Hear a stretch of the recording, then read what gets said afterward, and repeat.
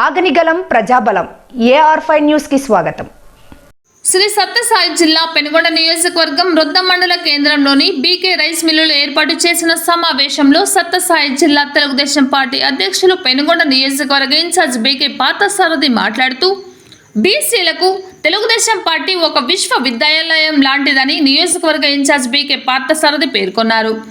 బీసీలను ఎమ్మెల్యేలుగాను ఎంపీలుగాను తయారు చేసిన ఫ్యాక్టరీ లాంటిది టీడీపీ అన్నారు. ఉన్నత స్థాయిలో ఉండే ప్రతి 100 మందిలోనూ 50 మంది బీసీలే ఉన్నారని తెలిపారు. పన్నుల రూపంలో జగన్ బలహీన వర్గాల రక్తం తాగుతున్నారని, జగన్ కంపెనీలు లబ్ధి పొందాయని ఆరోపించారు. బుద్ధి జ్ఞానం లేకుండా విద్యుత్ ఛార్జీలు పెంచారని, ఇక జగన్ పనైపోయిందని, మరలా గెలిచే అవకాశం లేదని స్పష్టం చేశారు. బీసీలకు మాత్రం చేసింది ఏమీ లేదు అని దుయ్యబట్టారు.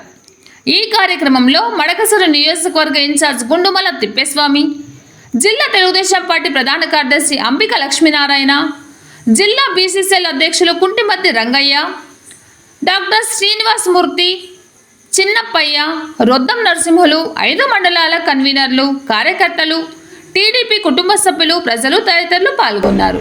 మన అభివృద్ధి కోసం, మన పిల్లవాళ్ళ చదువుల కోసం, మన కుటుంబ అభివృద్ధి కోసం, మన సంక్షేమ పథకాన్ని మనకు అందించడం కోసం, బడుగు బలహీన వర్గాలు, హరిజనులు, గిరిజనులు, మైనార్టీలు అభివృద్ధి చెందడం కోసం చంద్రబాబు ముఖ్యమంత్రి కావాలి.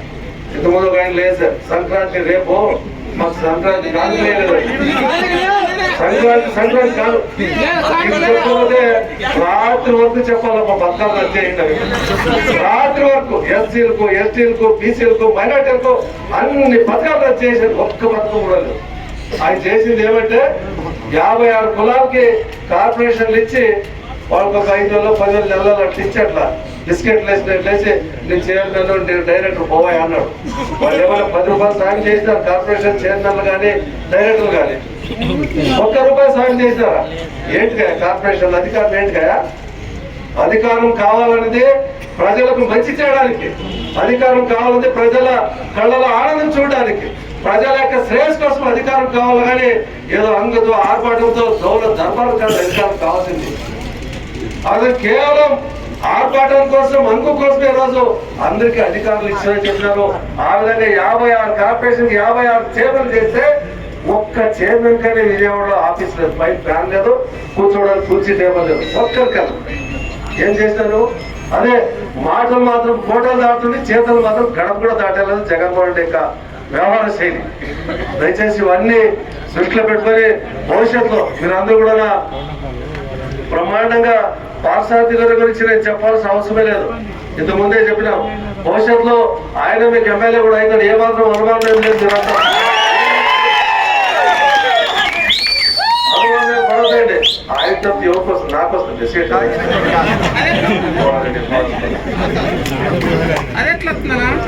అదేనే అంటున్నదా?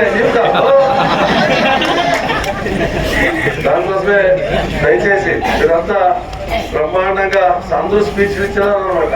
బాగా వినిండాము. అయితే భోజనం కూడా మంచి భోజనం పెడతారు అధ్యక్షుడు. తెలిసిపోయి ఊరికి ఉండే ఉంటారు. ఎట్లా ఉండదండి. కళ్యాణదుర్గంలో చూస్తే ఈ ఎవరు ఉషా చాలా నిర్వాహకాన్ని తీసుకున్నట్టయితే అక్కడ దొరస్వామి కురుబ వ్యక్తి ఆయన బాగా కేసులు పెట్టి అక్కడ కొట్టించడం జరిగింది. రేవణ పోయ కులసుడు 20 లక్షల రూపాయలు తీసుకుని ఆయన జైలుకు పంపించింది. అడిగితే ప్రశ్నిస్తే శ్రీకాంత్ రెడ్డి ఇయానికి 50 లక్షల రూపాయలు తీసుకుని ఎగ్గొడితే ప్రెస్ మీట్ కూడా ఇచ్చాడు. ఎగ్గొడితే ఆయన బాగా కేసులు భరించి జైలుకు పంపించింది. అదేవిధంగా వెంకటేష్ మున్సిపల్ చైర్మన్ పోటీ చేస్తే 5 కోట్లు తీసుకుంది. ఆయన కూడా ప్రెస్ మీట్ ఇచ్చాడు. అదేవిధంగా 200 కోట్లు విలువ చేసి చెరువును కూడా దోచేసుకోవడం జరిగింది కళ్యాణదుర్గంలో. ఇది వాస్తవాలు చెప్తున్నా, నేనేమో అవాస్తవాలు చెప్పడంలా. అదేవిధంగా ఒక ఫీల్డ్ అసిస్టెంట్ పోస్ట్ కి దాదాపుగా 5 లక్షల రూపాయలు తీసుకోవచ్చు. అదేవిధంగా అంగన్వాడీ పోస్టులకి 2 నుండి 4 లక్షలు.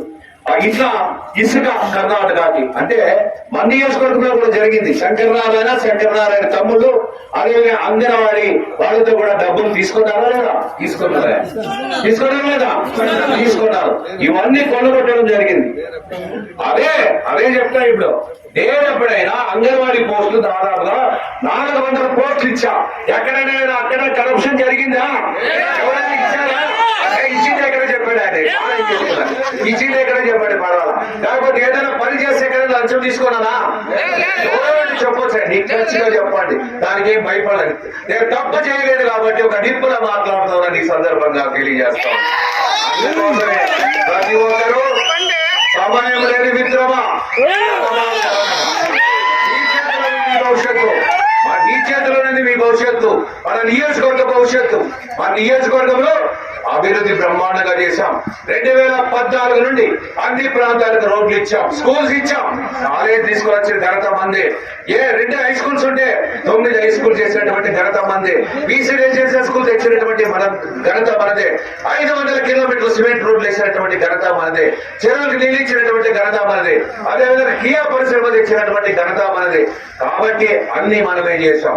ఎందుకు ఓడిపోయినా మనకు తెలియదు, అది లెట్ ఇట్ బి, దాన్ని వదిలేసేయండి. కానీ భవిష్యత్తులో నేను కూడా 37 సంవత్సరాలు మీ అందరికి కూడా ఆసక్తి మేరకు ఆకర్షంతో పని చేశాను. మీరు కూడా నన్ను ఆశీర్వదించాను, అన్ని రకాల ఆదుకోవడం జరిగింది.